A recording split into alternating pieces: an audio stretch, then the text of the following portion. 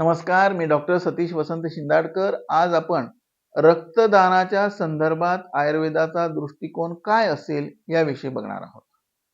कुठल्याही प्रकारचे दान हे श्रेष्ठ असतं. आपल्या संस्कृतीमध्ये दानाला खूप महत्व आहे. रक्तदान हा प्रकार आयुर्वेदात किंवा आपल्या संस्कृतीत कुठेही वर्णन केलेला नाही. तरी सुद्धा आत्ताचा संदर्भ लक्षात घेता निश्चितच रक्तदान हे सर्वश्रेष्ठ दान आहे. आयुर्वेदाचा विचार केला असता आयुर्वेदामध्ये रक्तमोक्षण नावाचं एक पंचकर्म सांगितलं आहे आणि त्याला अर्धी चिकित्सा असं म्हटलं आहे. पूर्वीच्या काळी देखील अशी अर्धी चिकित्सा अनेक वैद्य त्वचा विकारांवर करीत असत. यामध्ये जळवा लावणं, सिरावेद, अलाबू इत्यादी अनेक प्रकार आहेत. या प्रक्रियेमध्ये शरीरातील थोडे रक्त काढून फेकून दिले जाते, परंतु कोणत्याही सर्वसामान्य व्यक्तीने वर्षभरातून एकदा, 6 महिन्यातून एकदा किंवा 3 महिन्यातून एकदा रक्तमोक्षण करण्याच्या ऐवजी रक्तदान करणे निश्चितच स्वास्थ्यासाठी उत्तम असते.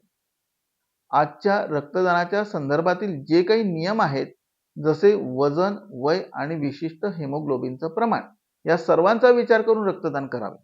आयुर्वेद शास्त्रानुसार शरद ऋतू म्हणजे साधारणतः ऑक्टोबर महिन्यामध्ये रक्तमोक्षण करणं उत्तम असतं.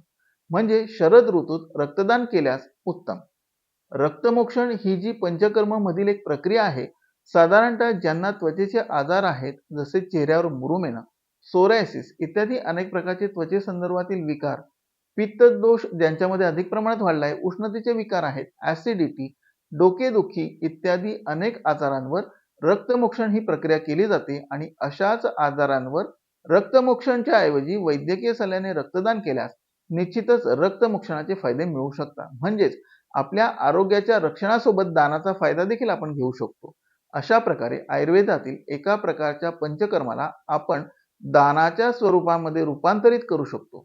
चला तर मग वैद्यकीय सल्ल्याने रक्तदान करून समाजाचे आरोग्य आणि स्वतःचे आरोग्य अबाधित राखूया. नमस्कार.